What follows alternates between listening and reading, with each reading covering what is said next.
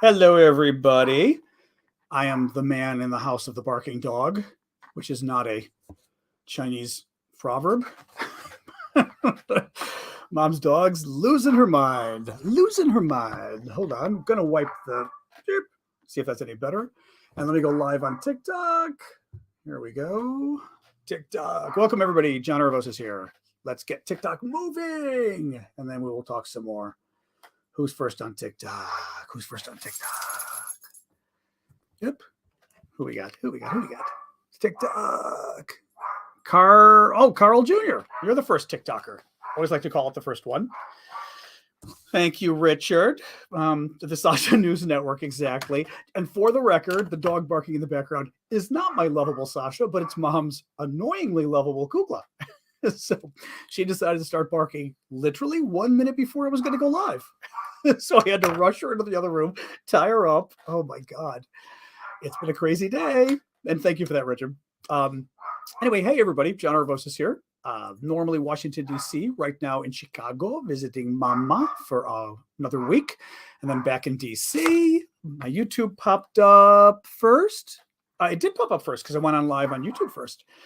And any case, we take the first couple minutes here just to have folks introduce themselves so people can, get here. It takes a little bit of time. So another 3 or 4 minutes maybe-ish, and then we'll start right in. But we sort of take the beginning just to say, hey, people, as you can see, people say where they're from, which is always kind of nice. And there you go. And thank you. Already giving me nice little fun gifts. Thank you there. It was exactly Mother's Day. It was happy Mother's Day to everybody out there as well. We were at my sister's today. Oh my God, Kukla's going to drive me nuts, my mom's dog. We're at my sister's today. So we had lots of Greek food. I made a moussaka that, thank God, ended up well because it's not easy making Greek food for Jason. It's not easy making Greek food for a Greek family. You're asking for a lot of criticism. Thank you, Baby Shoe. Appreciate that. You're asking for a lot of, not criticism, critiques. So apparently my moussaka passed muster with the entire family today, so that was good. Hey, Bulgaria, you make nice feta too. We had a nice spanakopita too, which is spinach and feta. Actually, I like the Bulgarian feta. I think I even preferred it to the Greek when I tried it. Because the nice thing when you go to the Greek delis and stuff, you can ask them to try the different fetas, and they'll give you a little piece of this, a little piece of that, and you actually can see the difference and see which one you like, which is nice too. And I recall liking the Bulgaria feta more. I want to say it was creamier. And if you're just joining us, we take the first few minutes to kind of let folks come in, which is why we're talking about feta and not Kiev. But we will be in a few minutes, just letting folks filter in. Oh my. But yeah, I was at my sister's today and got back like half an hour ago, so I've been scrambling. I did go through a lot of news and do a lot of updates this morning on TikTok, so I at least had a lot of the news, but I was still checking to see if there was anything else new in the news for the last half hour. So there's some. It's another decent news day. The Russians are trying to push back, but they're not doing well, which is good.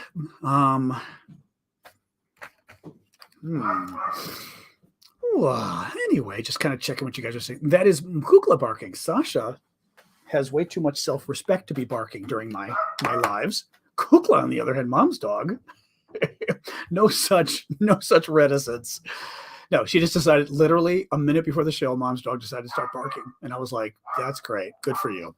So she's in the kitchen, although I think she wants to eat now, so she's getting that next. So anywho, Kukla, yes. Kukla, which, by the way, in Greek, means doll, which ironically is the same word in Russian. And I think somebody told me yesterday Bulgarian as well, kukla.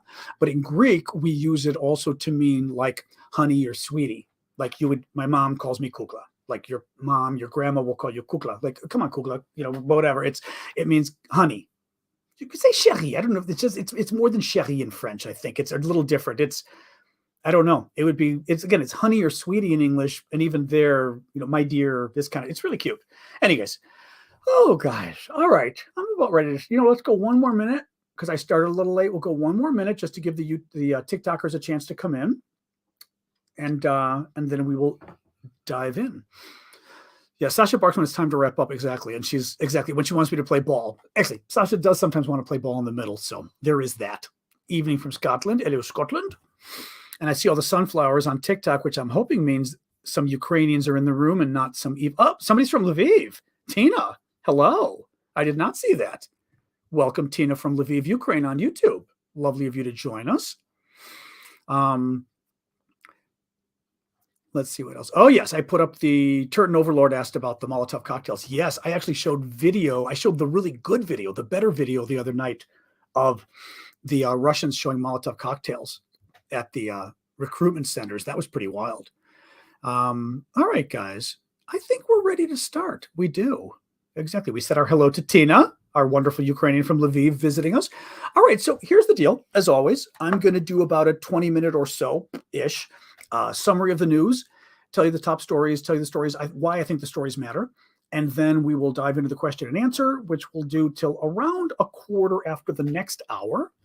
And there you go. Now, let me look really quick. Tell your mom happy birthday and send her, thanks for letting her share the day with you. Thank you. I know we were at my sister's and I was like, all right, we've got to leave by 5 because I got to get here to prepare for the show. So we were a little late, but no, we got a good 4.5 hours at my sister's. So it was a good day. Thank you. It's Mother's Day here in America. So for your questions on TikTok, please submit them using the Q&A box at the bottom of the screen. You'll see Q&A for question and answer. Submit them there, and it makes it easier because then I can go through and see them all in a row, which is nice. My nose is glowing today. And on YouTube, same deal. You can submit your questions at the bottom. I would say if they're regular questions, why don't you wait until we get to the Q&A, because it's very hard for me to scroll back through the entire conversation and find questions, especially on YouTube, because you guys are such chatterboxes. There's a lot of things that are questions, which is great. I love you all chatting. Isabel, thank you for that. So maybe save the questions at the bottom until we get to the Q&A. But if you buy the super chat questions, or even this, well, super stickers are nice anyway, but the super chat questions, I always promise to get to immediately, because you're supporting my work by doing that. And you have to pay for them. It's all confusing. I don't understand how we pay, but nonetheless, you're supporting my work. Christy, thank you for that. So therefore, as a thank you, I will get to the super chat questions first. And just so you all know, I always repeat this. Thank you for the corgi on TikTok too. We get about literally not as many questions on YouTube, but we get like 90 questions each time on TikTok. So it's impossible to get to them all. So anyway, just so you all know, I try. Let's dive right in. You blame me for all the chattiness. I know it's a chatty community over at YouTube. It is a small but chatty community, and more of you. Oh, and same thing. I always try to call out. Thank you for the corgi. I do try to do a shout out every time you guys throw one of those cool little things on the screen on TikTok, because same thing. By doing that, you're adding a little fun, actually, which doesn't hurt such a serious topic, but you're also supporting my work, which I really appreciate. Because every time you do that, TikTok gives the creator a cut. So actually, it has been incredibly helpful, to be honest. Because I'm doing this full time. It is surprisingly a decent amount of money when you guys do that. So thank you. I appreciate it. Okay. Alors, I'm seeing somebody talk about French here. Let's dig right in. So a lot of news today. Mrs. Biden, who goes by Dr. Biden, President Biden's wife, made a surprise visit today to Uzhgorod, which is a town in southwestern Ukraine right by the Slovakian border. And it also is the town where our friend Vlad lives. Vlad is the guy who's been helping us, the Ukrainian, with all the fundraisers and doing the stuff on the ground. Well, not only does Vlad live in the same town, but Vlad lives right near the school that Mrs. Biden, Dr. Biden went to and met Mrs. Zelensky. And Vlad's wife just happened to see them. I don't think she even knew it. She was like there, and all of a sudden, Mrs. Biden and Mrs. Zelensky are there. It was the coolest thing. So kind of neat. But that was kind of neat. The two women got to meet, and anyway, very nice of that to happen. Also, Prime Minister Trudeau of Canada, thank you for that, Christy, was in Irpin today, another Ukrainian city. That was nice that he made it. In good news, this is very interesting. So I saw this last night or this morning.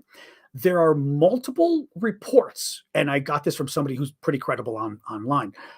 Multiple reports that the 64th Separated Motorized Brigade of Russia, which is one of the key units that was in Bucha, one of the key units that we believe committed the war crimes in Bucha. Bucha, the town where a lot of the civilians were killed, and the one guy had his hands tied behind his back, shot in the head, the other guy in the bicycle shot, right? The horrific war crimes. There are credible reports that this division, or this brigade, that, thank you, Blue Eyes, Blue Sky, baby, that this brigade that Putin awarded, remember Putin awarded them specifically because we held them accountable for their war crimes. There are credible reports that they were completely destroyed by our Ukrainian troops yesterday near the town of Izium. Izium is one of the key villages in the east, close to Kharkiv, that everyone's trying to get. And as I said, no more word on this than that, but multiple reports that the Ukrainians literally, they're gone. The Ukrainians destroyed them. So, there is karma in the world if that's the case, which is really nice. This was good news too. Okay, so I've been talking to the last couple of days that there's increasing evidence that the Ukrainians are doing pretty good. That the Ukrainians are doing a pretty good job. The Institute for the Study of War, whose name you will hear a lot, very good sort of think tank about war. And they were actually, their person was on one of the shows this morning, the big Sunday shows in America for politics. And the head of the organization, the woman was on, and she was amazing, wonderful, very, very smart. But they're really good at the military stuff. Anyway, let me read you a little bit. I think this is probably from the Kyiv Independent summarizing it. So Ukrainian forces in Kharkiv Oblast, Kharkiv is that second largest city in northeastern Ukraine we talk about, 1.5 million people, like 10 miles from the Russian border. And it's pretty much the northernmost point of the eastern fighting. You've got this fight in the east now that Russia's trying to steal eastern Ukraine. The northernmost point, more or less, is Kharkiv, more or less. The southernmost point, more or less, is Mariupol, the city in the south, right? So you draw a line there and go east. That's most of the area, but not all, that Russia's trying to steal. So anyway, Ukrainian forces in Kharkiv will likely advance to the Russian border in the coming days or weeks. Remember, the Russians were surrounding Kharkiv and they were hoping to take Kharkiv. Well, now the Ukrainians have so pushed them far back in all directions that there was one group in the east that was still, mind you, east, and you start going to Russia when you go too far east. There was one group in the east that still was able to bomb Kharkiv with artillery, but they were the last group. So instead of having like 50 to 80 artillery shells hitting a day, Kharkiv was only having 5 shells in the last several days a day, which is huge because these troops are being pushed too far back. They can't get it. So now what the Institute is saying is that in the coming days or weeks, Ukrainian forces will likely advance to the Russian border. So they're going to push the Russians all the way back into Russia. According to a recent report by the U.S. think tank, the Ukrainian counteroffensive northeast of Kharkiv is making significant progress with a likely advance to the Russian border in the coming days or weeks. This is the quote from the report. Given the current rate of Ukrainian advances, Russian forces may be unable to prevent Ukrainian forces from reaching the Russian border, even with additional reinforcements. So great news. Just had to add that one in because, again, it backs up. Thank you, Tiffany. It backs up what I've been saying, that this is not going well for Russia. Doesn't mean things can't turn around. And the Russians have a lot of cruise missiles. So they have, they can do a lot of damage, and they still control, a lot of Ukrainian territory. As we know, they can hurt a lot of people, but they're not doing well in this war. And that is not the stuff that makes for a very nice May 9th celebration, is it? But we'll get to May 9th in a second.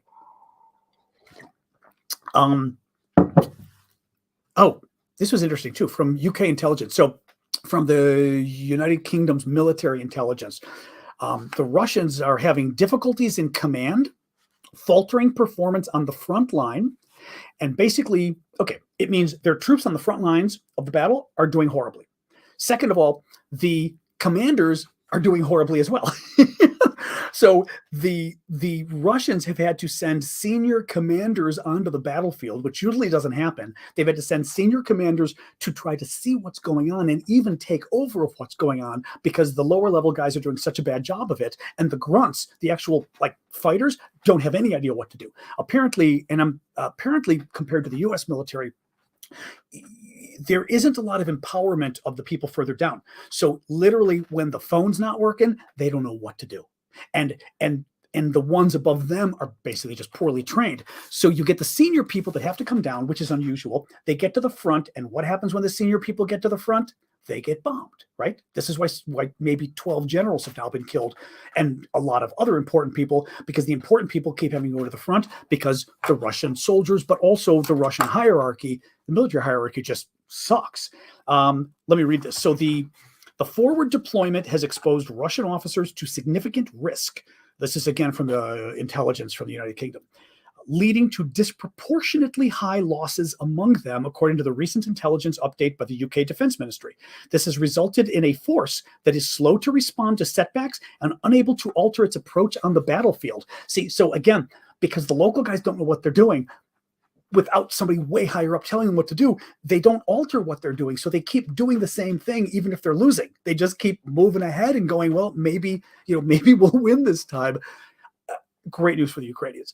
I mentioned Trudeau. Oh, the Makarov frigate. So the Makarov, I always love the Borg thing. Thank you guys. Oh, twice the Borg. Thank you. So there's a wonderful little Borg thing they can throw on your head on TikTok that's especially good. It's a recent one, I think. So the Makarov is still missing, or it is officially missing now. The Makarov is that. And Sergeant Kabuto, I forgot you had a question there. I will get to it next. The Makarov is a very large frigate that the Ukrainians say they hit the other day. Nobody could really prove it. Nobody was sure. And a top Polish military expert came out last night and said he's talked to multiple people who tell him the Makarov is now missing. Nobody can even find it, suggesting it's a new submarine. So that was great news because, again, it's a big boat. And there's also been perfect timing. Sammy or Cammy was over there. Perfect timing with the explosive party favors. There are also more reports of even more boats getting sunk, even more Russian ships getting sunk, which is fabulous. Bad news last night, Russia bombed a school in eastern Ukraine.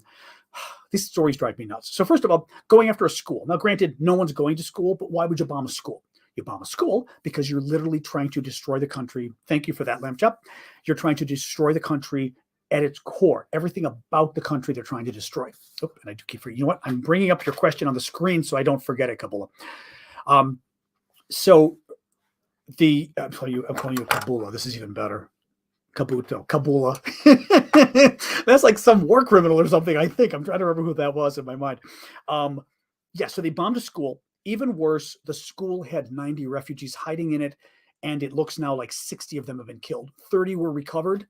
They couldn't even recover the others, and Zelensky came out and said it looks like they're all dead. Just, the ongoing story with these guys. Mariupol, sad news out of Mariupol. I mentioned yesterday that at this point, it seems all of the... no, I'm sorry. I'm being an idiot. Sergeant Kabuto's question I had up here. I forget. All right. What are your thoughts on the likelihood of Putin being held accountable for war crimes? Struggling to see a path similar to Milosevic. The problem all along with Putin is it can be two things. One, it is extremely difficult to, we're trying not to use the NZ. We're calling them Yahtzees, by the way. Thank you. I always love that one. That's probably the coolest looking one. And that too, thank you guys. For war crimes, there's a couple issues. One, even if Putin were, indicted or whatever, how do you get your hands on him, right? Very hard. If you go in there and try to kidnap him, I'd be a little careful because kidnapping a foreign leader is not a smart idea, especially one with nuclear weapons. Even though they might not use them, it's a little, you got to be careful there. The bigger problem, is proving Putin did it. Meaning, the example that somebody was giving was, okay, take the guy we said who had his hands tied behind his back in Bucha and was then shot in the head. So clearly executed, summarily executed. This was not any kind of justifiable killing. One, who tied his hands behind his back. Two, who shot him in the head. Three, I would add as a lawyer, was he dead when you shot him in the head or was he alive? Did you kill him or did you just deface a body? Right? Because he could have been dead and the soldier just was being a nasty soldier taking pot shots at dead Ukraine. I mean, you could see a Russian doing that, right? So that's a question. Then, who did he do it on his own? First of all, and who was the soldier? What's the soldier's name?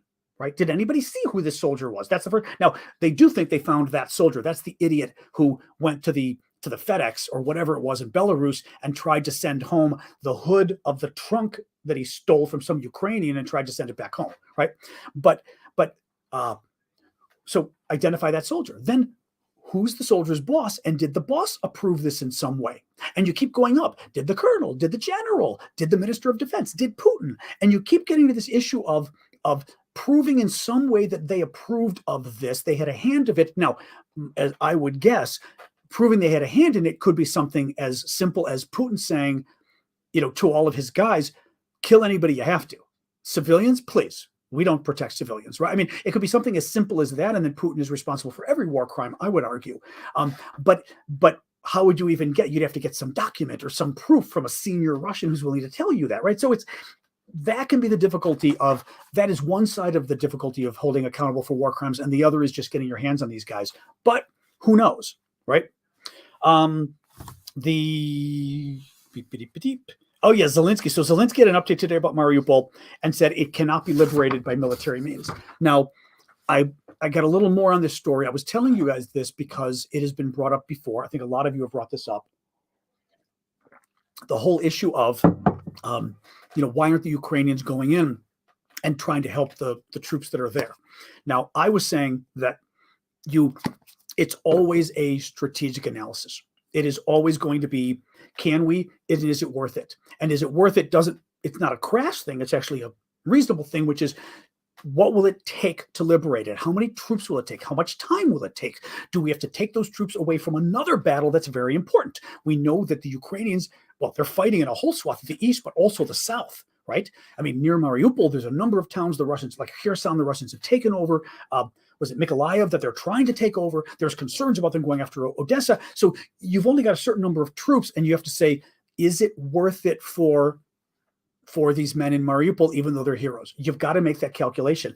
What Zelensky said was that the Ukrainian army, this is a summary, the Ukrainian army lacks heavy weapons to make it possible. So they don't have the heavy weapons they need to get in there and actually attack and win. He said it during a joint press conference with Canadian Prime Minister Trudeau today. Once the country gets enough weapons, it will be able to regain control of temporarily occupied regions. But basically, what he's saying is they need the Western weapons. They're coming, but they're not in place yet. And they're not going to be in place in time to actually get this done. Let me just see 1 second, because somebody mentioned Bucha really quick.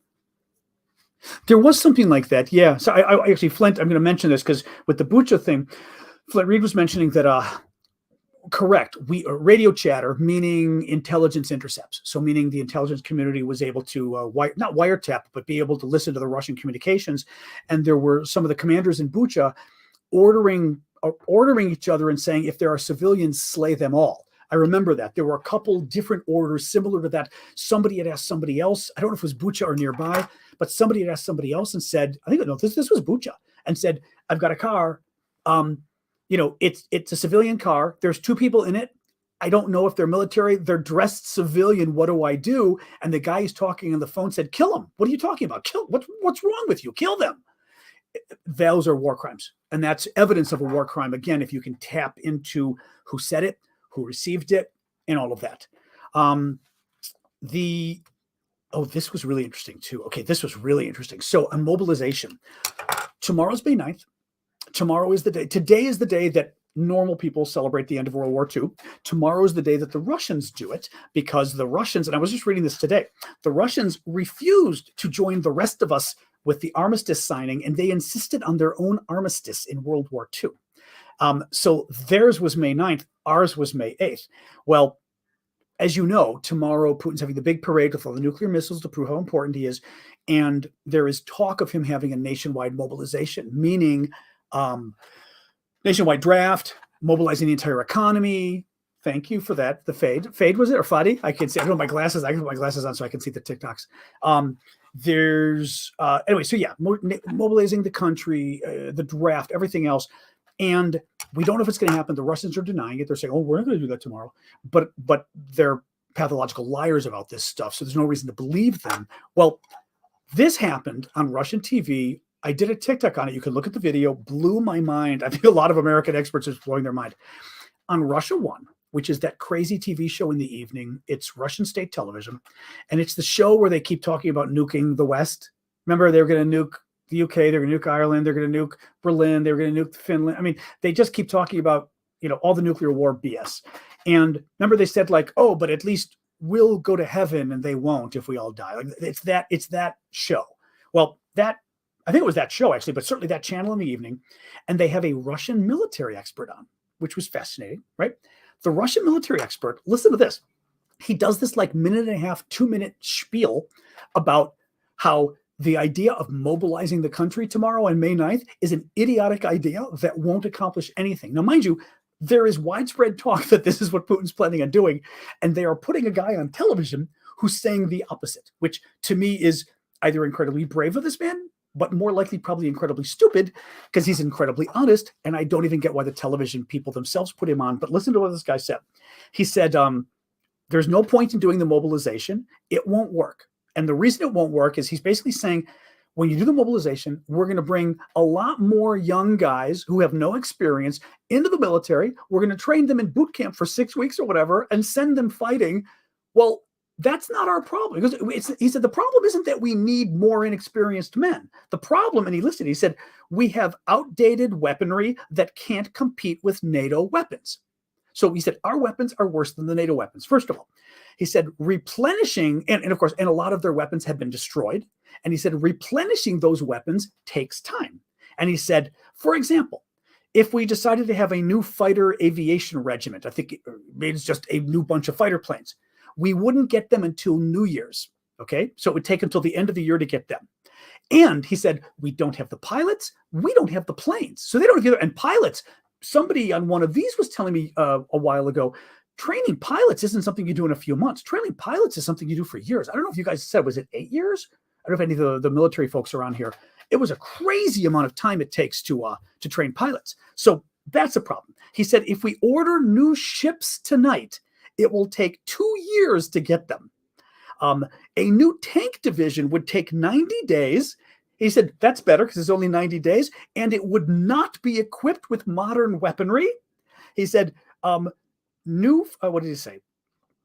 Oh, right. He said it would not be equipped with modern weaponry. And I think this is because their weaponry would also have to be produced because they don't have all the good tanks are being destroyed by the Ukrainians right now. And finally, he said he was talking about he concluded by saying the mobilization would give us new fighters, but they're inexperienced fighters. And he said new fighters equipped with old weapons to fight a modern NATO. And basically, you'd be giving us new fighters equipped with old weapons to fight a modern NATO or a country provided with modernized NATO weapons. It was amazing. And it's astounding. And in Russia, this is a dictatorship. You don't go on TV and literally criticize the thing that, even if Putin's denying it, everyone thinks Putin may have to do tomorrow. Now, the guy's telling the truth. What's also helpful about that, thank you for the duck. What is also, I always love this stuff because it must come off so crazy to the YouTubers. Thank you for the duck. Like, why does he say that? It's also very helpful for Western intelligence to have this kind of thing reaffirmed. It's really interesting. Yeah, Aflac. New U.S. sanctions. So this was interesting. So I've got a few more stories, but these are actually interesting stories. So the White House announced new sanctions today against Russian media and tech. Listen to this. The ban cuts off 3 Kremlin-controlled TV channels from U.S. equipment. I'm just going to stop right there. Why are Kremlin TV channels getting U.S. equipment up until today? There's something that doesn't make sense with all this sanction stuff, if you ask me. I just feel like at this point, why aren't we just cutting them off? Especially something like that. Can you imagine what? So yesterday we were willing to sell Kremlin TV stations equipment so they could broadcast propaganda and hate. I'm not even going to read the rest of it. That kind of blew my mind. This is very interesting too. Listen to this. So the WHO, the World Health Organization, part of the United Nations, donated 20 all-terrain ambulances to Ukraine. It says they're capable of operating even in the most damaged and inaccessible areas. And the WHO has also donated generators and blood coolers for Ukrainian hospitals. Now, what's interesting to me is donating the ambulance helps civilians, but it also helps the military. And that's very interesting to me that the UN did that. And I have a feeling this is a way for the UN to sort of get involved and not be involved, because the UN can't get involved and actually get involved without the Security Council and all that kind of stuff. But the individual UN agencies can help a disaster area. And this is a disaster area where civilians are hurt and need ambulances. It just so happens that an ambulance is a dual use technology, meaning it can be used for 2 different things. In this case, civilian stuff and military stuff. Thank you, Kristen, for the crown. So I just found that interesting. It's just interesting to me, and it suggests a little bit of UN playing games in a good way, which is great. The Yes, there was an evacuation in the east, in the Luhan Oblast, which is in the east, of civilians trying to get out of the way of the war. And of course, the Russians shelled it. They launched artillery shells at the evacuation, so they couldn't hold it. Typical for the Russians. Bono of U2, I'm done after this, actually. Bono with U2 did a concert in the Kyiv subway, I think yesterday. There's video. I put it again on my TikTok. He did it along with Taras Kapolia, who is one of the singers with, I want to say Anatolia, but I'm probably getting it wrong. But it's a big Ukrainian band that's something like Anatolia. But they're a big deal. And they did a concert together, which is cool. I mean, Bono sang himself, but I thought it was very cool. Some people were complaining that Bono was trying to show off. You know what? The guy went to war-torn Ukraine. He went to a bomb shelter, and he performed a concert for free for people who have been stuck for 2 freaking months in this bomb shelter. That, to me, makes him more of a hero than a show-off, if you ask me. So anyway, I thought that was very good. So finally, just to give you a quick update. So good news, we were doing a little fundraiser to help this poor woman who got bombed, delivering food. I told you guys yesterday, we've been helping this charity in Kharkiv, the second largest city, 1.5 million people. It's a charity that is involved in providing food, making food and providing it to people. Thank you for that. Oh, double whammy on TikTok. Thank you. Providing food to either people who are stuck in their homes. Elderly people don't leave their apartments, right? They stay in spite of the bombing. CNN had a terribly sad broadcast about some old woman, 86 years old, who in a wheelchair, and she didn't want to leave her home, but she was terrified. So you've got that. You've got disabled people. You've got people who just refuse to leave. You've also got people stuck in the subway for 2 months. Thank you for that. In bomb shelter of the subway. Well, they've got to get food. Where do they get food from? Thank you again. Everybody's throwing stuff at me. You're throwing stuff at me on TikTok. All right, I'm putting on my glasses so I can see you all. Thank you, Jordy. So these guys, many different food aid groups in Kharkiv and all over the country get food, prepare it, and then they go to these places and either prepare like bags of groceries for people, or in the subways, for example, they literally make a soup kitchen in the subway. It does look funny. Preparing soup and food, and people can come up and fill their Tupperwares, their plasticware, with all of it, right? Well, 2 of the people who are the drivers for one of the groups that we've been giving money to and food to and everything else did a delivery and were coming back and ran into a Russian artillery attack. Their car blew up. Everything blew up around them. I mean, I showed a picture and video yesterday. Horrific. Thank you, Candace. That's a particularly pretty one. Thank you. Their car blew up, injured. Well, you guys, we were thinking, Vlad and I thought, if you could help with the medical bills, it was about $930 for medicine alone. And we thought, if you guys give that's great. If we get a little more, we'll give them a little money because they're going to need a new car at this point. Who knows how much cars cost, but maybe we can help a little bit. Well, what happened was, and Vlad and I have sort of called the fundraiser over because we've got enough, but you guys donated $2,400. And I have to say, 1,000 of it came from Nathan and Lucy Lindloff. Thank you guys, who were very, very, very kind. They had contacted me and said they really wanted to pay off the medical part themselves. And as I told you guys, if we had extra, we would make it a gift to a couple thousand. We'd make it a gift to the Ukrainians as a thank you for basically risking their lives and losing their car trying to deliver food.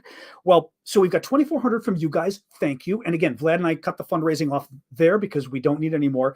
And another $1,300 came from other Ukrainians, which I was glad to see too. It was nice to see Ukrainians kick in. So they've got $3,700, which is great. And the reason it's really great, Vlad told me today, Irina, who's the wife, remember she had a lot of wounds on her face, and then here she had a perforation, I read, in the ear, translating it from the Ukrainian, and an eye contusion. It broke both of her eardrums, is what Vlad told me today. He didn't know. She's got to go in Tuesday or Wednesday for eardrum replacement surgery, which I didn't even know was a thing. So Vlad actually said, the extra money now is probably going to go to their medical bills or the medicine or whatever it is they've got to pay. So in any case, it was serendipitously very helpful that you guys gave more. So thank you for that.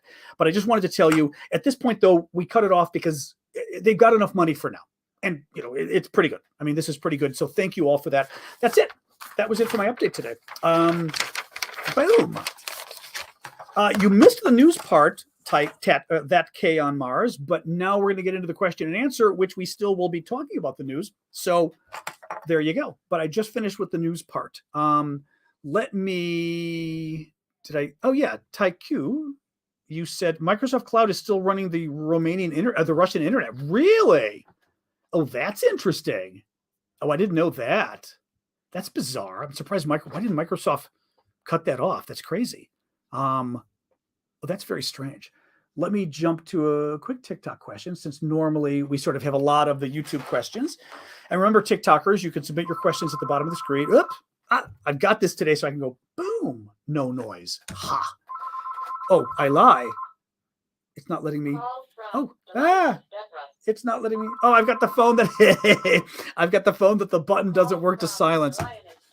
Oh, well, I'm seeing if we got another one. No other. Well, oh, I do. Oh, I do have one here. I've got an extra one I can hit there. Visiting mom, y'all. So there we go. That's a little better. Okay. Question. How long until Russia collapses from sanctions? Probably a long time, Yulia.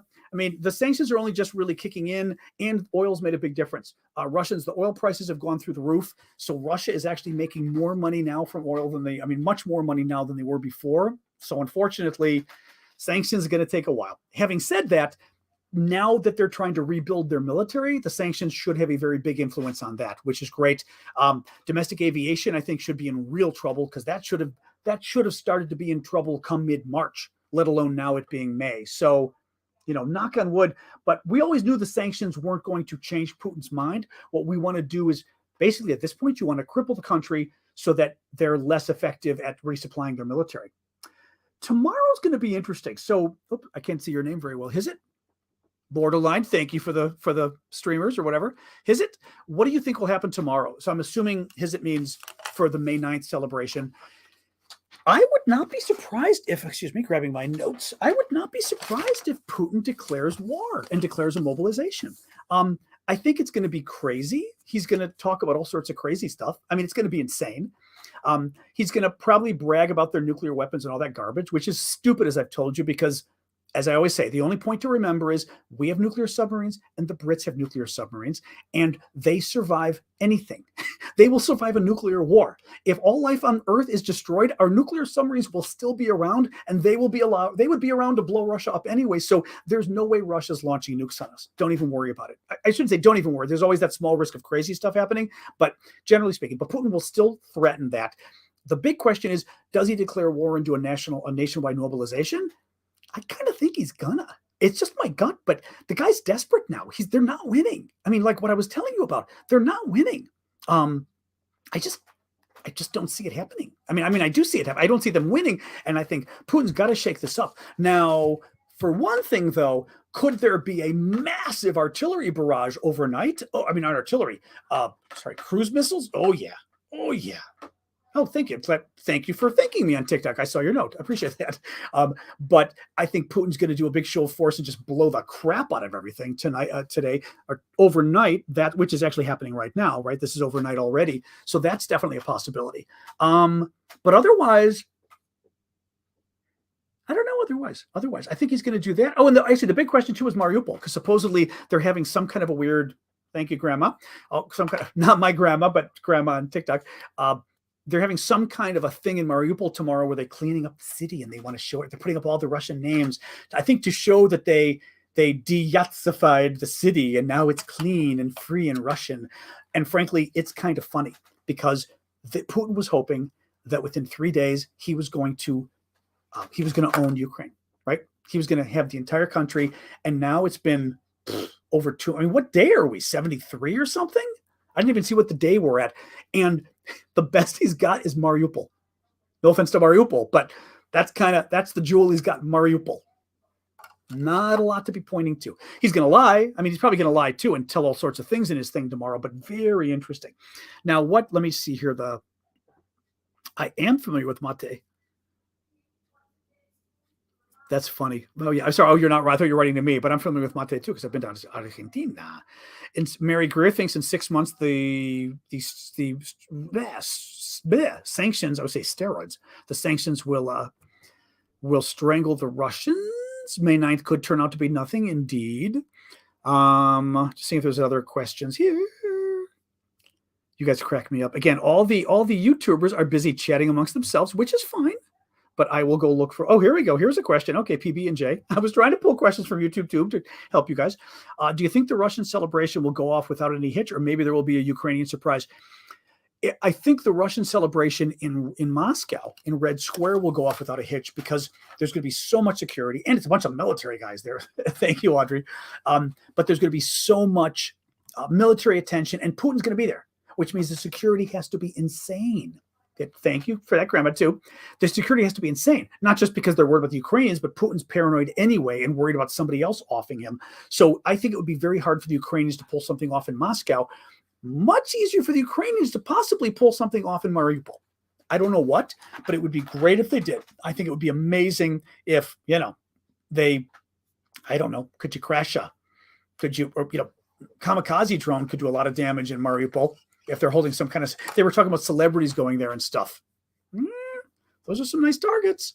So let's see, but that's, as always, it's going to be a calculation that Zelensky does of, is it worth it? What will it take? Are we wasting resources that could be better spent going after a Russian general or a Russian command post, that kind of a thing?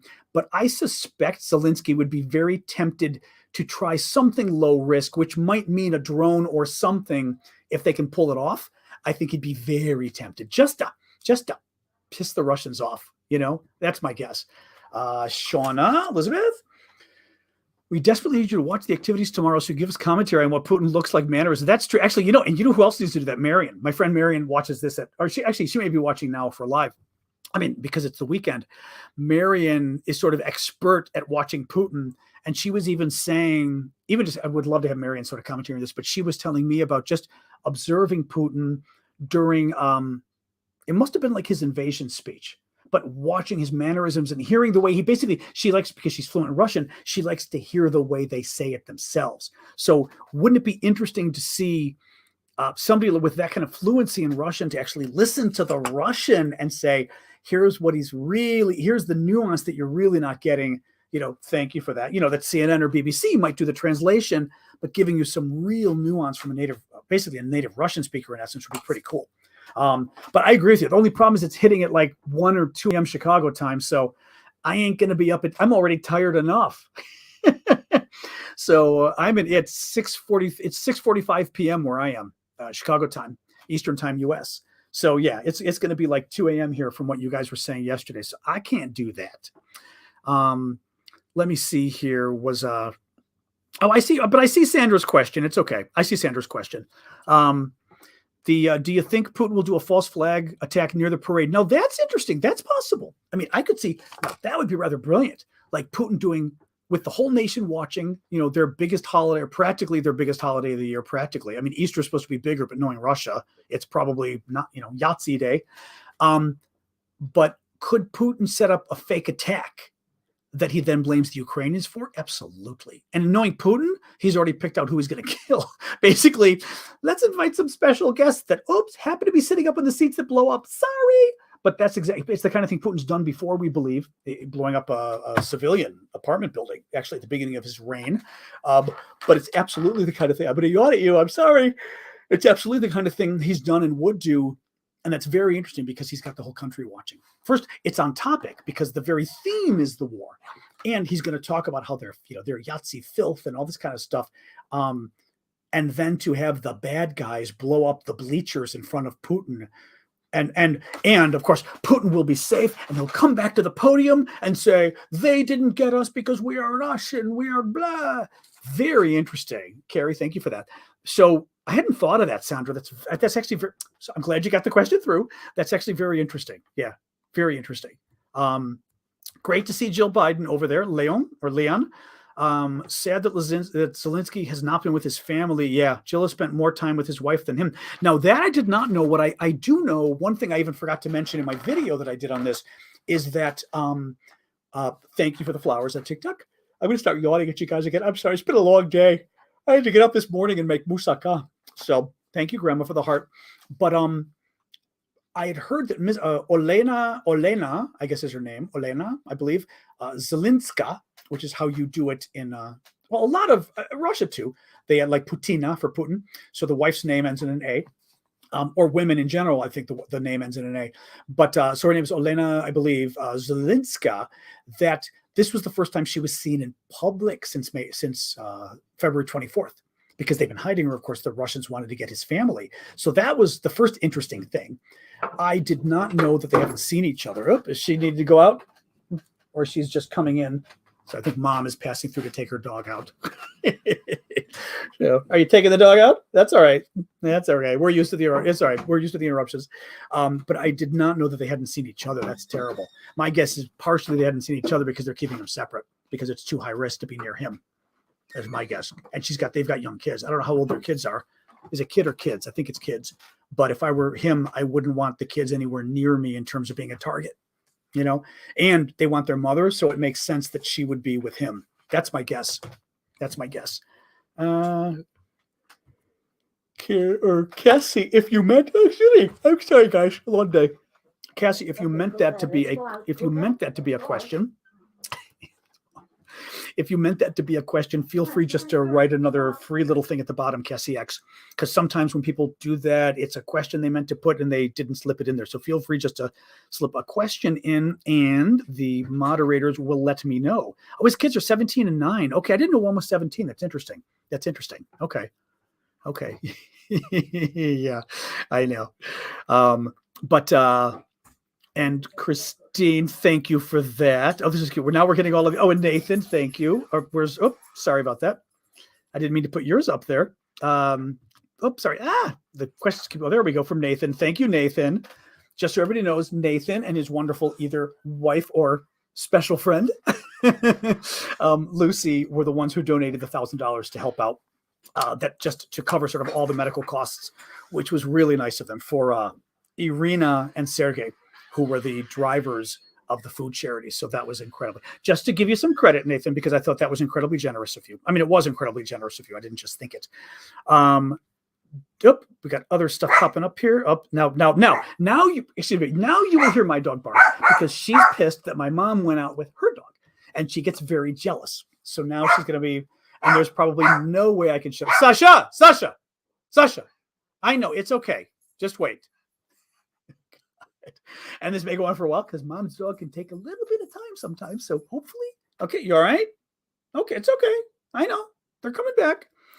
All right. Daniel, got in late, going back 45 minutes. So just wanted to say, TIA. I don't even know what TIA is, but I'm guessing it's kind of sorry, Daniel. I'm guessing that's kind of a hello. Talk to you later, maybe. Either way, thank you. Good to see you. We've made our Irish jokes the last few days about you guys getting, not jokes, but you guys getting nuked, since I know you feel like we leave you out. Javi, and actually I did see the flowers on TikTok, by the way. Thank you for those. Harvey Kittle. Oh, and I always forget to tell folks, I've got TikTok up there, and I've got YouTube, Facebook, Twitter, LinkedIn down here. Thank you for the dog me. Down here. So that's why I keep going back and forth. So if you see me doing that, and Cammie, as always, that may be a new one, Cammie. I don't think I've seen that one before. Thank you. the bumper cars, or look like bumper cars. Harvey Kittle, Nashi. That I was going to say, I know that name, Nashi. It's like ours, but I'm guessing it's Jordy. Thank you for that. I'm guessing it means like our. Maybe, do they mean it like our people or our movement? Nashi. It's all I remember that is the possessive we in Russia, like unash. I want to say, essentially Putin's Yahtzee youth, we'll call it that, have apparently been issued with new events planning sheets for meeting instructors. Sasha, hey. I was told you folks, my mom's outside with the dog, so Sasha's very upset, jealous of, my mom's dog. New events planning sheets for meeting instructing leaders to focus on military drill for exercise and discuss the imminent denazification of Ukraine. I'm trying to understand what this is, Harvey. Been issued with new event planning sheets for meeting instructing leaders to focus on military drills for exercises. I'm not sure what that means. I guess, okay, actually, what that sounds like is I call them the Putin youth. That's the nice way to the Putin youth, so everyone gets the illusion, in Russia have been given some kind of, Sasha, I know, it's actually Sasha's BALL is right here, but I don't want to start that ball of wax, because if I throw that, then for the next hour, I'm going to be getting my dog wanting to play ball. Good idea, but not going there. It sounds like what you're saying is the Putin youth, so to speak, in Russia, who are not part of the military, are being given sort of planning documents and instructions to start doing military drills. And because of the imminent de-Yatsification of Ukraine, which means it sounds like Putin is going to do a national mobilization and basically start a nationwide draft and this kind of stuff. That's what it sounds like, Harvey. If that's if that's, again, if it's from a credible source, I always say make sure you double check the source. But that's sounds like it. Make sure I did all the thank yous and everything else. Thank you, guys. Let me grab another TikTok question. A coup in Russia is possible. Nobody seems to be too confident it's happening yet, but certainly that's kind of the long-term hope, that somebody finally, Wall Street Journal. Okay. All right. Journal's credible. Very interesting. That's troublesome. Oh, Marion is here today. Hey, Marion. Thank you for that. Marion's my Russia expert extraordinaire.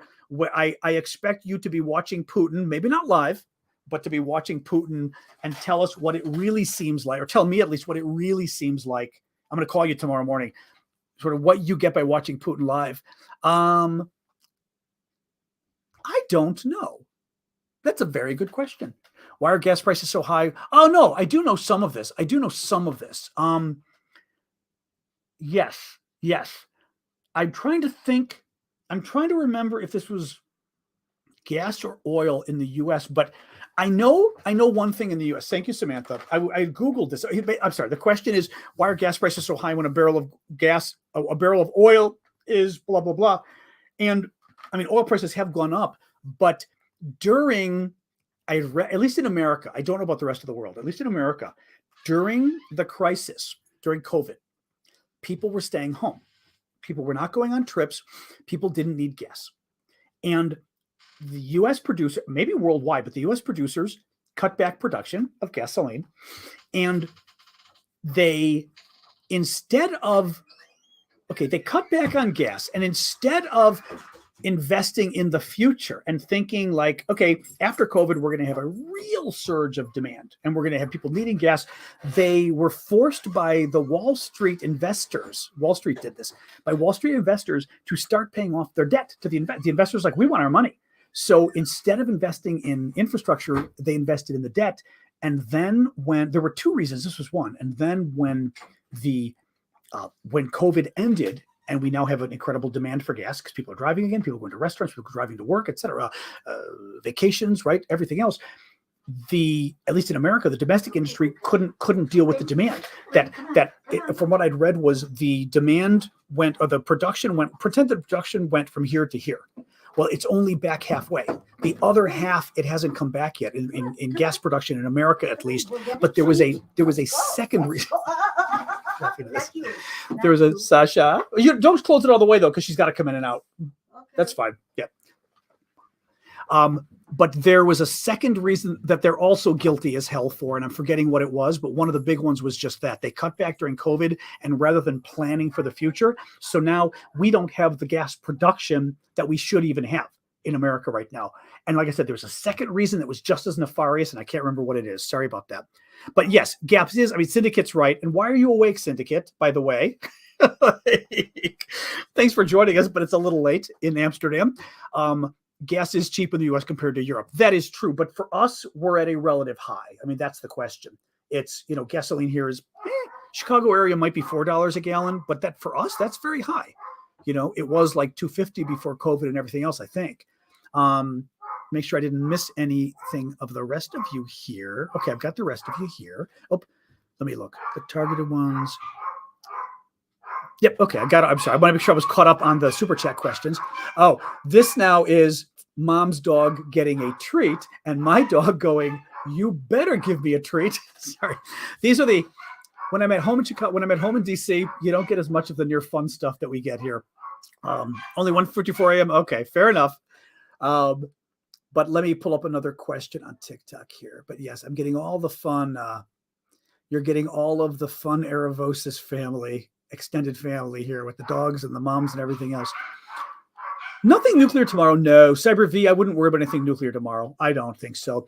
Our intelligence is chaos. Well, actually, funny story about my house though, real quick, but I wouldn't worry about anything nuclear tomorrow because our intelligence estimates are still that Putin's not going to do it. I mean, Putin isn't interested in escalating to either battlefield nukes, the small ones, or the big ones, obviously, that can destroy the world. They're not interested in doing that. And Cassie, I'll get to yours in a sec. I was going to say, chaos at my house. I was going to say, when I was in college once, and I'm home for the holidays, and it was Christmas Day, I think. And, my brothers and sisters are here, their kids are here, and their kids are like 3, 4, and 5 and whatever. And somebody's, it wasn't even the kids. It was just the family bustling. We had some relatives over, and one of my friends called, and he was like, "Oh my God, what is going on over there?" I was like, "What do you mean?" Because that's all that noise. I was like, "Christmas? I don't know. What do you mean?" And it was like Greek family from Chicago Christmas. It's not the quietest event, but it was very funny. Like literally, and he was some like waspy white American friend of mine who just was kind of like, "Isn't that what your house? No, it's kind of quiet." I was like, "Well, go to an ethnic family. It gets a little louder at the holidays." Cassie X, what is your opinion on the remaining civilians in Mariupol being dressed in Ukrainian military uniform and paraded as POWs tomorrow? Okay, I had heard you guys had mentioned this the other day. I don't know. I don't know if it's happening. I know you guys have been mentioning this. Again, I'm curious what the source is. Having said that, of course, it's the kind of thing that the Russians would do. Sure. Right? Dressing people as military and marching them. Now, parading them as POWs would be sick to do for their victory parade. Absolutely sick. But again, it's something the Russians would do. And taking civilians and doing it, of course, it's something the Russians would do. Of course. Of course. Okay, guys, hold on. I'm going to do this. Hello. Goodbye. There we go. Excellent. Okay. The Russian troll on TikTok has left the building. Bye-bye. Yeah, it's awful to be expected. I hadn't heard it, but I wouldn't be surprised. That's exactly the kind of, as we said, expect Putin to do something gross tomorrow. The moderators may or not be here. It's hard to tell because, look, the moderators don't get paid. So I don't really complain as to where the moderators are. It's hard. And also today's sort of extraordinary because we had Mother's Day. First of all, some of the mods, I'm sure, are mothers. But also we're doing this tonight. Oh, they see the mods are there. Tara's there. We're doing it tonight instead of during the day because I was at my sister's today. So, be forgiving. Although, see, we got multiple mods there. I just happened to get that one Russian before they did. It actually felt very good getting that one Russian troll before you guys did. I was like, zap. In any case, yeah. So I'm not surprised. I'm not surprised. I think we have to be prepared for Putin to do stuff that's really gross and sick tomorrow. The only question is how gross and sick. And like we said, is there a nationwide mobilization? But why wouldn't there be? Right? Yeah. Okay. Yeah, there is a chance. There is a chance that the Ukrainians committed a war crime. This is true. We did hear about one they may have committed by killing some Russian soldiers, and that would be very bad. There was some video, and that's very bad. That's one. And you guys kidnapped 1 million civilians and killed tens of thousands and executed lots of them. And in Bucha alone, you killed 300 civilians, and they had their hands tied behind their back, and they were shot in the head. The women were violated, including young women, including that whole disgusting thing, houses of them that you guys locked up and then used them as, for your ways. You had 14, I'm just going through this real quick. This is Bucha alone, I believe. 14 and 16-year-old boys who were tortured, mutilated, and then murdered. 14-year-olds, mind you. Old men who were shot in the street. One old guy was riding a bike and shot dead while riding a bike. Another man was carrying potatoes home to his wife, shot dead. So, yeah, let's talk. Oh, and then, of course, there's all the bombing of nuclear plants that the Russians were trying to blow up nuclear plants around Ukraine. That was swell, too. Oh, there's bombing the theater that had children written on the outside, which killed 300 people, but could have killed, was it 300 or 600? 600, killed 600 people and could have killed 1,000. We had the bombing of the maternity ward, one of my personal favorites the Russians did, when they tried to kill a bunch of pregnant women giving birth to babies. So, yeah, let's talk about the 3 Russian soldiers, I believe it is, that may have been killed by Ukrainian troops in what would be a war crime, and they should be held responsible. But you know what? Kind of different than a nation hell-bent on genocide that beat the Yazis in 1945 and then decided to become them. So try again, buddy. Don't even go. And one more comment like that, and you are so out of here. Oh, people piss me off. Marion, my love. mi amor. Asking me, you're like the expert on this stuff. Any recent intel on the state of the Russian economy? Seems like even before the war, it may have been worse than perceived, hence the desperation, theft of grain, food batteries. That's interesting. That's interesting. You know, the thing is, there was a big article in The Economist in the last couple of days saying that the impact wasn't that great yet on the Russian economy, which I was kind of bummed because I was reading it. So that had me a little worried. The thing is, okay, a couple different things, I guess. When you see the Russian soldiers stealing stuff, stealing car batteries, they were stealing car batteries, they were stealing children's toys, they were stealing, remember, dishwashers were the big thing, and clothes washers were the big things to steal. Stealing the trunk of somebody's car. I mean, the hood of the trunk of somebody's car. To me, that doesn't necessarily mean the economy's in trouble. I read that as being, this is a poor country, and these are, what's the word? I'm trying to find the nice word that won't get me banned from TikTok or YouTube, but these are country bumpkins, let's call them that. These are people from small towns who don't have money and who think it's awfully, oh my, look at those rich people with their big washing machines. Let's steal it. Ooh, car batteries. Who's seen those, right? So you're seeing people who are basically dirt poor and who are classless as well. I mean, tacky, just horrific human beings. I mean, they're willing to do war crimes. Big surprise. They're also stealing your washer and dryer. But that's how I interpreted it. Not that the economy at large was in trouble, just that the economy at large was poor. The theft of grain is interesting. Now, the grain stuff can go two ways. And Harvey, I will get to yours in a sec. The grain stuff can go two ways. The Russians have been stealing Ukrainian grain. They've been selling some of it. There was a report the other day that they were trying to sell the grain to Egypt. Egypt refused.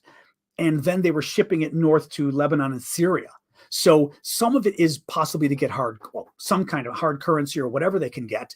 Some of it is also they're trying to starve Ukraine. They're stealing their grain. They're trying to starve Ukraine of money and starve the individuals, right? So you get the grain.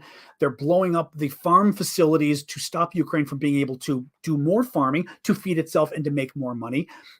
Stealing the farm equipment, we know about that. Same thing, steal the farm equipment. Ukrainians can't farm and they can't feed themselves and they can't feed the world and they can't make money. But you get into the third reason, which is starving the world. I am convinced Putin wants to cause worldwide famine and say, you know what? You all did this to me.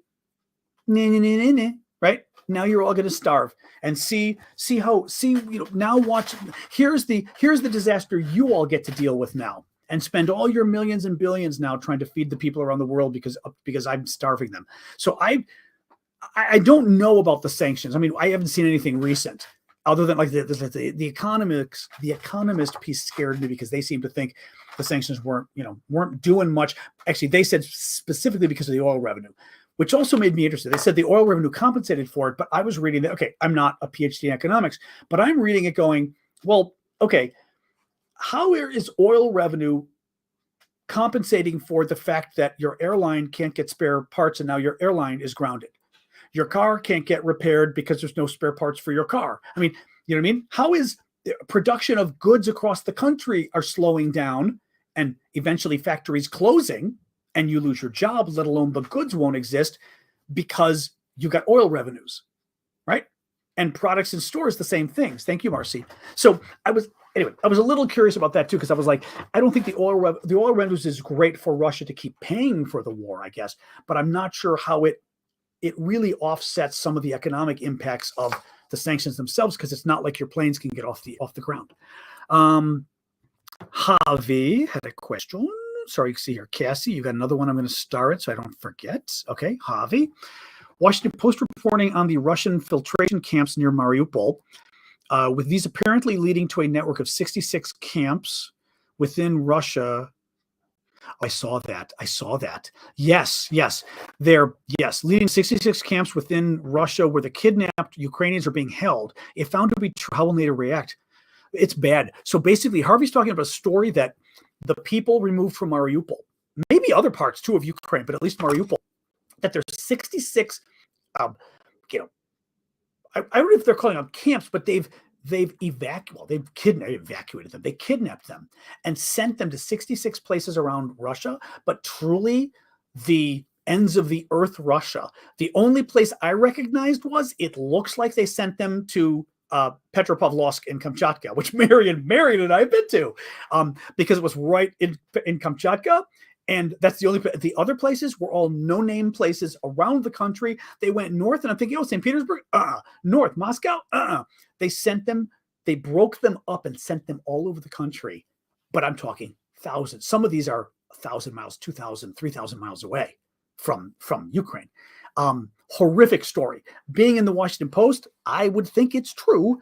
I don't think NATO's going to react. The one thing, what these stories do, which is good, these stories, in my opinion, are the reasons why Joe Biden and all of NATO's, even Schultz and Israel, I will say Israel's going to be next, but that you've seen such a switch in Biden and NATO leaders, going from, as I said, at the beginning of the war, as a Republican congressman said, but he was right. From the beginning of the war, we wanted to make sure that Ukraine lost slowly.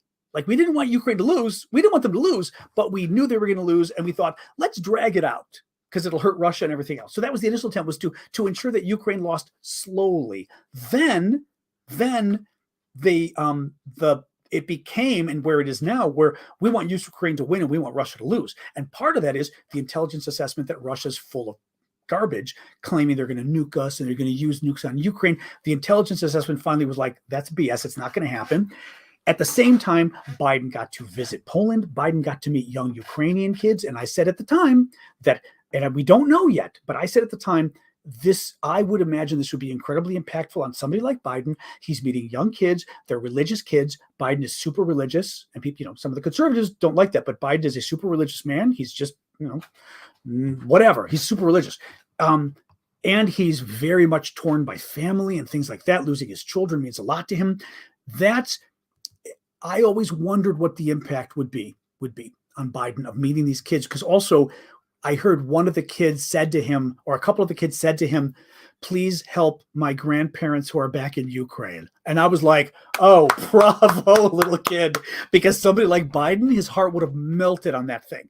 So Biden, I think, also started not waking up. He knew what was going on, but Putin showed his hand. Putin showed that this was far worse, not far worse. It unfortunately didn't exceed our expectations. It unfortunately fulfilled our expectations. Putin once again, and Russia once again, became the genocidal dictatorship that it used to be. Russia actually turned back into a dictatorship from an autocracy.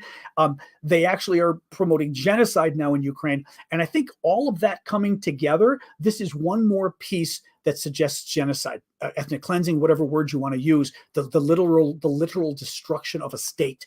And it's one more thing that's just going to, I think it's a small thing, though. I don't think like, oh my God, the world changes tomorrow because of this. But I think it is one more thing that will make Biden and the Western leaders go, we've got to do more. I could see Biden like literally circling this and sending it off to somebody at the Pentagon and saying, I want more. And that is what is good, I will say, so to speak, about these stories, is that I do think they'll have an impact, but it's an impact like that, I think.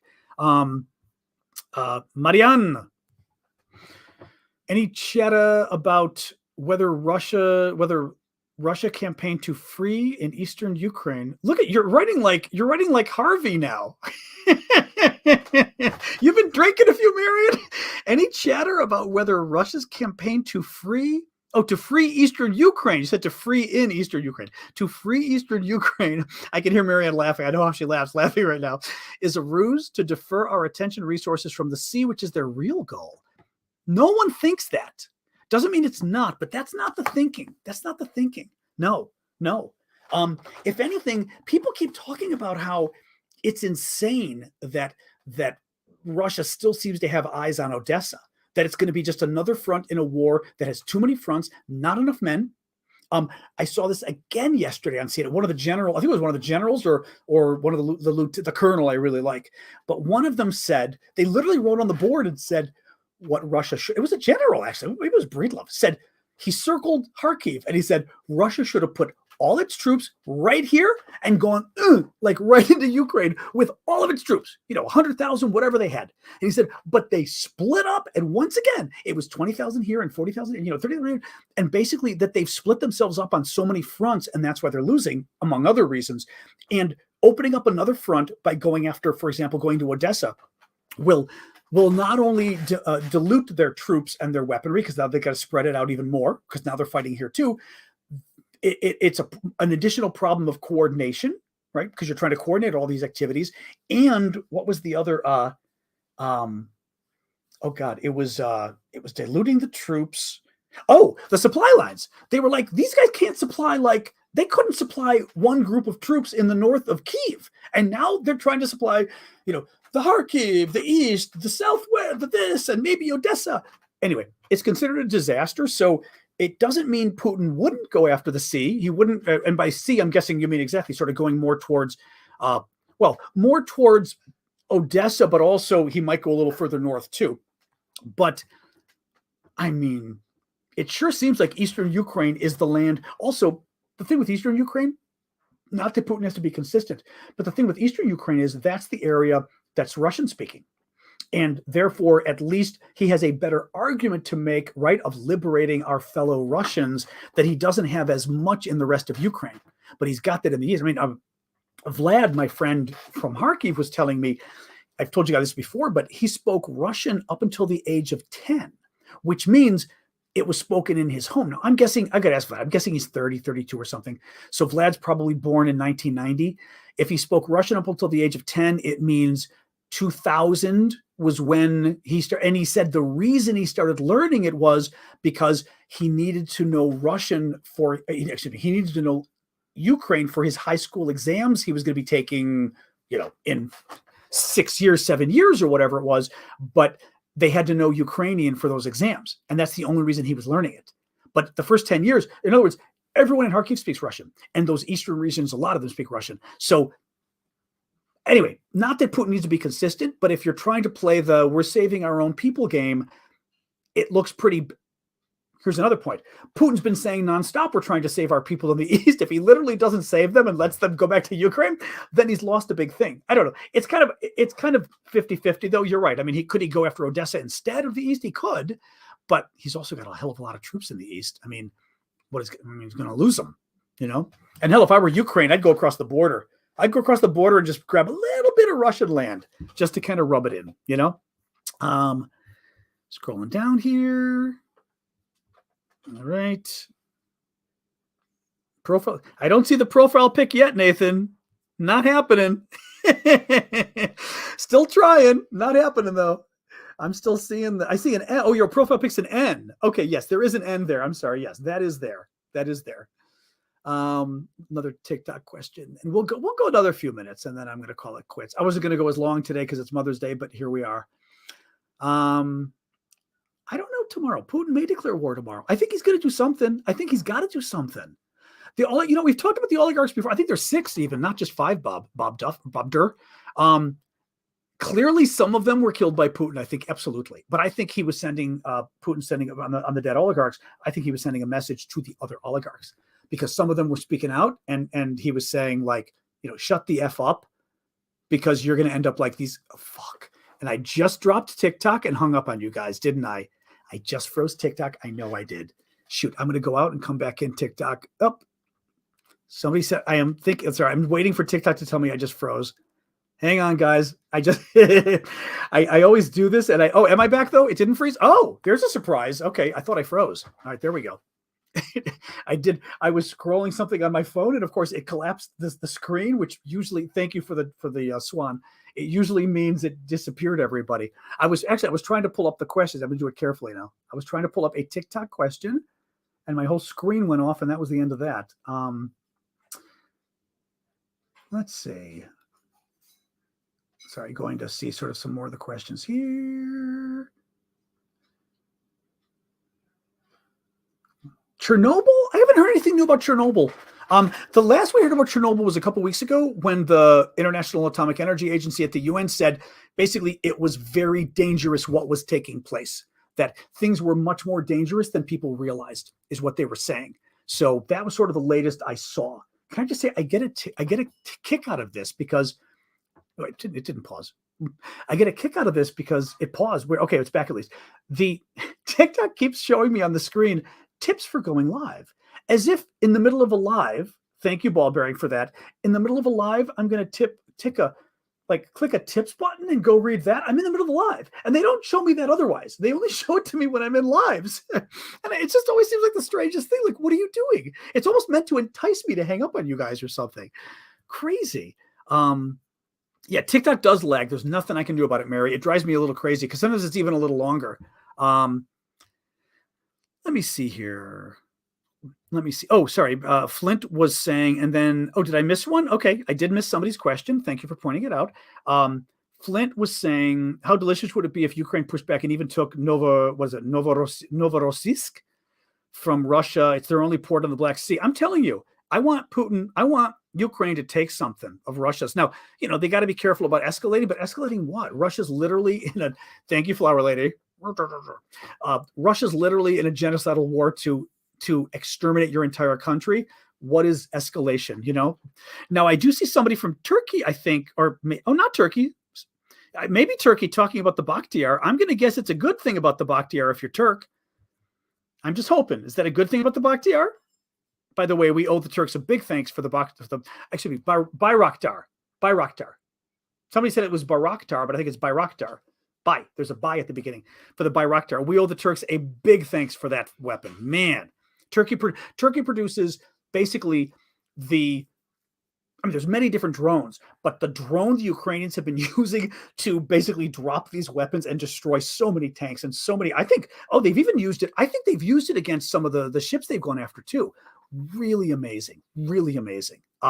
So anyway, yes, Turkey. I'm just going to guess that what Selam is saying is big kudos for the Bayraktar and the Turks. And if so, he, I believe, is absolutely correct. Leon, thank you for that. If anybody reads Turkish, let me know if I got that right. Oh, I'm sorry. Be kind. Here it is. Cassie. Sorry, Cassie X. Ukrainian woman on TikTok, Money Christina, don't know her. She also says they do roll call twice a day and people are dying from tuberculosis. Roll call twice a day where? Where? You mean in the steel plant or where? Where is that? I'm just curious. Oh, you know what? I'm an idiot. I did have your question starred, Cassie. You know what's funny? I'm going to move this over. The phone cord coming out of my phone for TikTok is covering up the area that says the questions are starred, so I didn't see your question. I do have your question. I'm curious where that is. You don't have to buy anything. I mean, don't buy a question. You could just follow up and tell us. But where is that they're doing that? I didn't understand that. Oh, there you go. Okay. Selam just translated. I agree. How many people are we proud of? Friend of the oppressed, enemy of the oppressor, Bayraktar. Very much so. No, so this Turkish drone has been amazing. To be honest, I didn't know Turkey made drones. I did not know you guys had a high-tech industry at all. Who knew? But amazing. And actually, to Turkey's credit, because Turkey always tries to keep Turkey and Greece both try to keep a good relationship with Russia. So it's been impressive, especially that the Turks have been so good about supplying. Also, Ukraine, I believe, has been buying the Bayraktar for years from Turkey. I thought I read from 2018 on. So that's been happening already, which is nice. But yeah, no, the Turks, you guys rock for that. Thank you very much for that. Let me see. What else we got here? Be kind. Was I losing somebody else here? Oh, that's interesting. My friend Syndicate is saying Russian payment processor QIWI has been hacked. 10.5 terabytes of data, which is a lot, comprising 30 million payment records and filtered 12.5 million credit cards of Kiwi customers. Oh, so does that mean the actual credit cards of the customers? I'm trying to think, like, what's the import of this? Oh, that was in Mariupol. Oh, God. Oh, that's bad. Oh, I see. So they're doing roll call twice a day and getting tuberculosis. Jesus Christ. That's horrible. Yeah. Jesus. That's interesting. I'd be curious what the import of that is. Now, if it's their credit cards, that's pretty bad. But I'm curious, you know what I mean? Like, it sounds bad, but I'm curious, like, Will it cause lots of, well, I guess if you're stealing all their client data and their records, it's not good. It's got to be anonymous or somebody, I would think, for that, I would think. Let me see. Oh, this is funny. Syndicate. Yeah.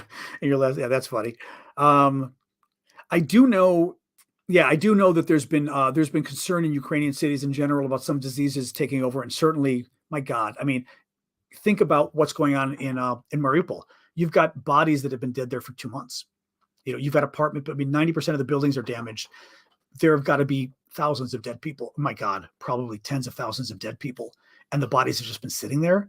And animals looking for food. I mean, the water, the disease has got to be, yeah, but the Russians don't care. They don't care. All right. You know what? I'm going to call it quits here since nothing else is popping up, which is good. Unless I missed something, tell me, guys. Otherwise, we will do our usual. I'm happy to sit until the half-hour mark and just chat in general, but let's try not to do a chat about anything serious Ukraine if we can help it. But I know I shouldn't be yawning because I'm only here in Chicago where it's 7:20, but I'm tired. I'm tired. It's been a long day. I got up early and made my moussaka. Well, I started it last night and then got it together this morning. Actually, I will show you. I did grab a nice. It's probably not. Of course, it's on my phone. It's probably not even on here. I always forget because until I get my new iPad, which I will buy someday, my old iPad doesn't sync as much or as quickly with my phone. So I'm often. Let me see here. Now we're at the part where we just kind of hang out and talk. So you can go if you need to, but we'll hang for about 10 minutes and just chat amongst ourselves here. Let me see if I can. I'm trying to see if I can. I took a picture of my. Of course, it's not here yet. Oh. No, it's not actually. Bummer. Yeah, trying to. Maybe did it? Nope. I've got my pictures. I did some pictures. No, I didn't. Yeah, my pictures haven't come through. I kind of hate when I do that. Resume. Oh, wait. Update. Pause. Resume. Let's try that. Resume updates. That'll do it. Oh, it's trying to save power. Evil little machine. That's why. Okay, we'll talk a little bit. I want to see the picture of the baklava I took just to show you guys. And actually, oh, here we go. This is. God, sometimes I'm my mother when I make this stuff. I just I do like stupid tech stuff that I should know better, but I'm just like dumb. So here's the baklava. Well, no color adjusted, but trust me, this is very good. This is not baklava. What am I saying? This is the moussaka. So, well, you can see it better on the TikTok. It's a little bright on the YouTube, but trust me, it was to die for. Absolutely to die for. It's eggplant, a bechamel sauce, which is basically like a Parmesan cheese sauce. Ground beef with tomato, and this time I put potato on the bottom because some Greeks do it. Didn't love it. Not doing potato again, but it's absolutely wonderful, and it was very good. It's Mom's recipe, but when you cook things like eggplant, sometimes it's good, other times it's runny. You never know. So that was very good. I wanted to see this picture of my sister's dog. That was hilarious. Oh yeah, this was funny. Okay, hang on. This was very funny. So my sister's dog is running across the lawn, and what you're going to see at one point is this is at Easter today at her house. Her dog is 2 pounds. She's a Yorkie poo. So what you're going to see at some point here is oh, hang on. Oh, that was nice of you. Well, see the. Yeah, taking care of myself. What I need to do is, by the way, hope I'm taking care of myself. I need to start my yoga again, and it's hard to do it here just because finding time, but I've got to start doing it in DC again. I was doing yoga religiously during COVID, and it was really helping with the stress and stuff. And then I stopped. And once you stop, it's like working out. You stop and then you don't start again. I don't like it with potato though. So okay, let me show you this for you. So this is Kathy's dog, who's 2 pounds. And she loves me. So she was running after me on the lawn, and I was trying to get the video. At one point, you're going to see this big black thing. She jumped at me and ran right into the camera, but literally boom, and bounced off the phone. Funniest damn thing. Oh. They're chasing me. That didn't even work for a picture. That was too much. Oh, there you go. If you heard the boom, you literally hear boom. Wait, I have to show you one more time. It's funny. I feel bad for her, but you literally hear boom. That didn't even work for a picture. That was too much. Ow. Oh God. I mean, the sweetest freaking dog. And she's starting to know me, which is funny too. So she's starting to like follow me around and stuff. It's very cute. It's very cute. What else was here? What else was here? I'm trying to think. Nope, not that. I was just trying to think like what other things I had to share, but I think that was it to share with you guys. I didn't have too much. I don't think so. Let me see if there was any of the videos. If I missed any of the videos, actually, I can show you just for some. I mean, it's Ukraine, but nice. Did I have here? Here's the videos. Oh, I deleted them. I think already. Maybe. Like I had the YouTube thing, but I think I deleted it. Yeah, because I try to like free up my thing as I go along. So yeah, the YouTube. Sadly, well, I can look at my deleted, but I don't think I've got it. With Bono was in when I said he was in the Kyiv subway today. No, I don't have it here because I deleted it on the other system. Yeah. Oh well. Oh well. That's okay.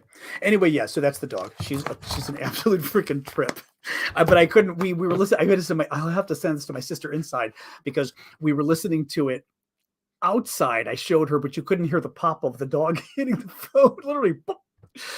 Oh my God, so freaking funny. Oh, funny little dog. Oh, that dog is just lovely though. The sweetest little dog.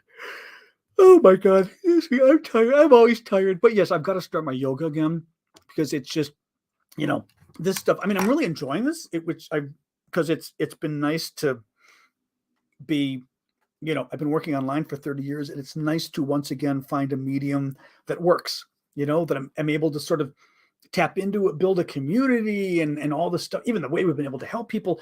I love all of that. And it's been very fulfilling. So I'm actually enjoying this. Like, it's not burning me out at all.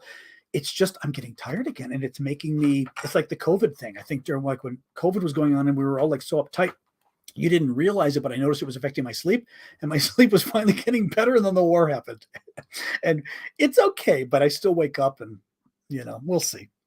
We shall see. Oh, I saw something. I'm sorry. I saw something pop up on TikTok. Thank you for that. I wasn't looking. I'm sorry. Sorry about that. I'm usually looking on TikTok when you guys do those things. But anyway, thank you. I'm going to yawn at you guys. We got 3 more minutes and I'm signing off. Oh, God. But again, thank you for everything and for the gifts and everything, because I do appreciate them. Like I said, doing this full time. So you guys really help me out when you do that. So thank you. What else? Tiny Yorkies think they're Rottweilers. Yeah, she's a Yorkie poodle, but clearly, like my Sasha, she's got the Yorkie verve for sure, and she's starting to stand up, which is really cute too. Like my mom was kind of holding her, or I was something with my mom, and the dog literally started standing up, and Kathy said she just started doing that. Oh, thank you for that, Christy. Appreciate that. She just started standing up, and like Sasha, my dog stands up a lot. Like Sasha, amazingly, check my Twitter. Okay, well, thank you. I will. Yeah, I didn't even get to see what you sent me yet because we were there at my sister's and I came here and had half an hour to get ready. Sorry, my allergies have been going off. Just talking about the dog is setting off my allergies. But but she stands up though, and Sasha stands up, and it's the cutest thing though, because like my dog, she stands up as a skill set, as a tool. So she doesn't just stand up like to get a treat. My dog stands up when a dog is barking and there's like a bush in the way or something, or a fence, like a low something in the way. She literally stands up to look over it to see the other dog. And she's not touching the fence. She just stands on 2 legs. She does it to be taller. And it freaks me out every time because I'm like, how smart are you? It's just the most amazing thing. All right. Thank you, Pauline. Appreciate you joining us. Okay. 1 more minute, guys, and I'm signing off. Oh my God, I'm tired. Oh. But yes, I will check my my email too. Oh yeah, Harvey. Oh, okay. That's okay. I don't mind Harvey. I just kept thinking I was the one that forgot, but I was thinking I don't think I forgot. But you let me know if I can help and I will. We'll leave it at that. Don't worry. Oh, yeah, thanks everybody. I'll start doing it could be, I have a lot of allergies. It absolutely could be allergies. I mean, my sister's dog, I definitely have some allergies to the dog because the dog was nonstop licking my face. but it was it wasn't like horrific. It was a worthwhile allergy. But I'm a little suspicious. It's always this time of day in Chicago that I'm finding my eyes are always watering around 7:00. And all I can figure is some kind of end of day thing. People are driving home. even though it's a Sunday, people are driving home and the pollen's kicked up or something. But there's definitely some end of the day thing that gets my allergies. But all right, guys. Yeah, I'm going to say goodbye. We'll do this over the next minute or two so people can. Mom is good. Thank you. She had a good time. I think she had a good time. Thank you, mods, as moderators, as always. We'll do a slow goodbye to everybody so the message gets out there, and then I will go and stop yawning at you like a horribly educated human being. Oh, sorry. Oh my, yes, happy Mother's Day to everybody in America and Canada, at least. It was Canada's too today, you guys were saying, or still is in Canada, I should say. I don't know about, I'm dying here. Anybody else? Thank you for that, Christy. I don't know about any other countries. You guys had said, actually, some were a week ago, some were, like, was Germany's a week ago, you guys said, but there's different, will help you sitting still always drains people. That's funny. I didn't think of that, but you're right. For some reason, when I sit, I'm surprised, Mosaic, that when I sit here, that I get tired, because to me, I'm like on, you know what I mean? Like I've got to pay it. I'm paying attention to two phones. So I'm looking at comments here and comments there. And to me, it feels like I should be more revved up when I'm doing this. But for some reason, about an hour in, I suddenly feel drained. Like no, and I'm yawning again. But maybe it's being, although you know what, too, to some degree, when we do these, it's 6, 7 o'clock at night, my time. So it's kind of the end of the day. Oh, tomorrow we'll do our normal time. I'm like, what's our normal time? Our normal time, which is 5 p.m. Central, 6 p.m. Eastern. So that's 6 p.m. New York time. But I got to tell you, I'm still confused because somebody was asking me about Central European time to put it down. I was putting GMT, and I'm telling you, I still think I'm getting it wrong. People were giving me different times for what GMT is when the time changed. And I've had people giving me, like for this one, 22 and 2300.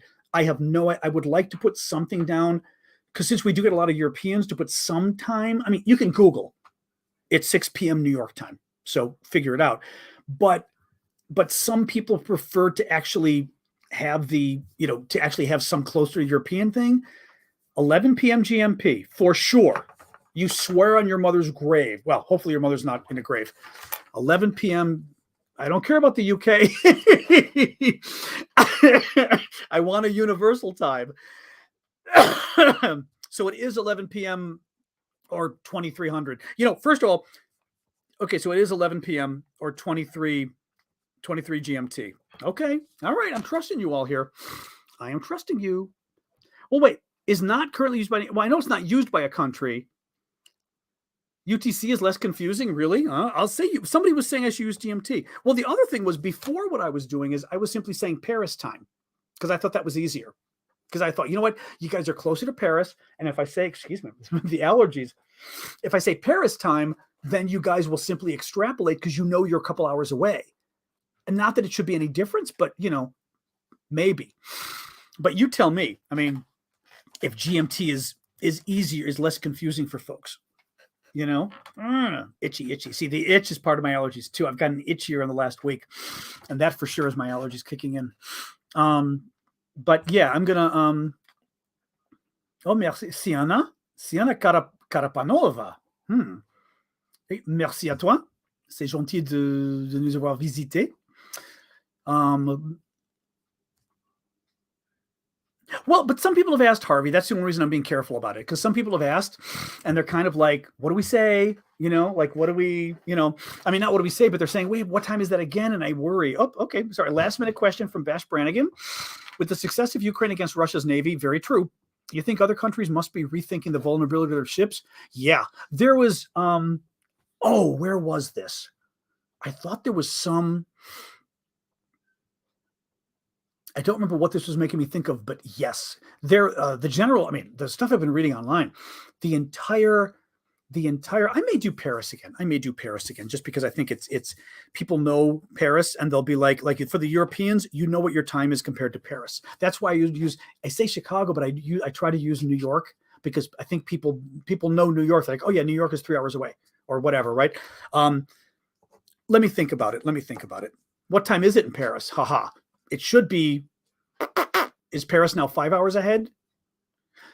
Like right now it's 7 hours here. Is it midnight in Paris? I'm going to guess, or 1 a.m. in Paris.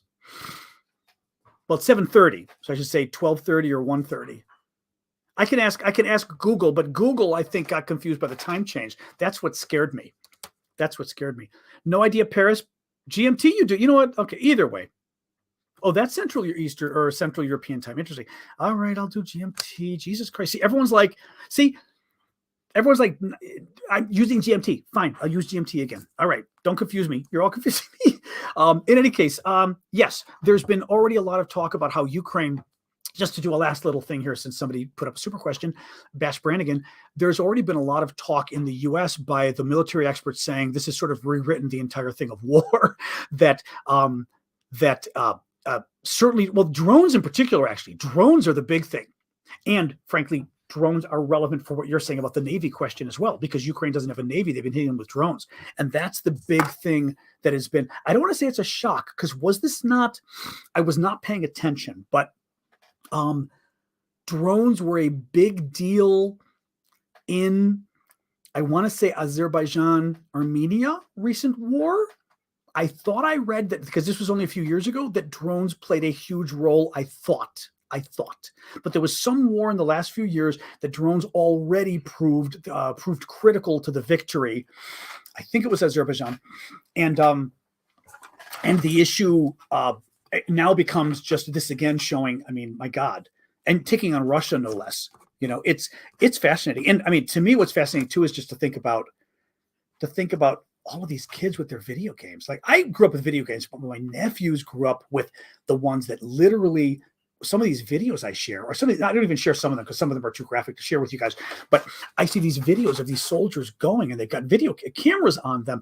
And I swear to God, it looks like one of those video games my nephews play, like the Call of Duty or whatever the hell it is. Because you're looking like the guy at his gun going like this. I mean, it's amazing. And these guys have been playing these games for 20 years. Or even by the time they're 20, they've been playing it for 12 years. And you just wonder, and the drones, Ukraine itself put out they've got their own drone squads, and they literally got amateur drone operators, people who already played with drones and had their own drones and were little drone experts, and put them, CNN covered this. What wasn't it, Call of Duty, or what the hell's it called? I don't know. My nephew played it. I don't know. I never liked it because I don't like the first person. I always like what was it? Multiplayer first person, multiplayer games. And what was it? MMPRG, whatever it was, because I like Dungeons and Dragons. I like Neverwinter Nights, like all that kind of stuff, right? Baldur's Gate. I don't like the guy with the gun shooting thing. I never enjoyed it. I mean, it's just whatever. But in any case, so the drone thing, Call of Duty. Okay, fine. Call of Duty. I was close. My nephew's probably laughing if he hears this. MMORPGs. Okay, yeah. I never did World of Warcraft, though, because I never did the online thing. I never did. I should have. But in any case, now you got me forgetting what I was saying about the drones. But hugely important. And, as I was saying, in what they did in Ukraine when we got off on a Call of Duty. So they formed a unit of guys that were amateur drone operators, and they got them motorcycles, and they literally travel around with their drones, look around, find the Russians, and then phone it in or radio it in to headquarters or whatever. And within minutes, the artillery can be ready to shoot, and it blowing up the Russian positions within minutes. And then they go to another place and fly their drone again. And it was amazing, but it is a squad of amateur drone operators who already knew how to use drones and were big experts at using drones. And they said, do it, keep doing it.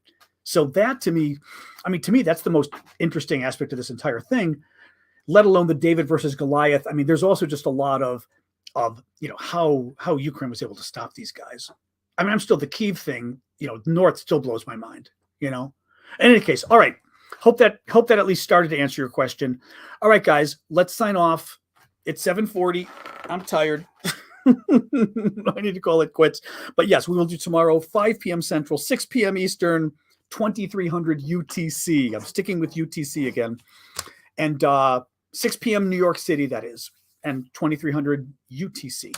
And there we go. All right, guys, thanks for joining. Again, thanks for all the gifts and everything. I really appreciate it. And let's see so Putin's thing is quite possibly in 6.5 hours, I think. So any of you who are up, actually for you Europeans, that sucks too. Yes, I didn't know for Europeans it's going to be morning.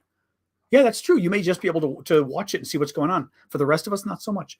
All right, guys. All right, I'm going to say goodbye to TikTok, I guess. Hopefully you guys are catching up. Actually, I'll say goodbye TikTok, but then I'll cut off YouTube first since TikTok takes a while to catch up.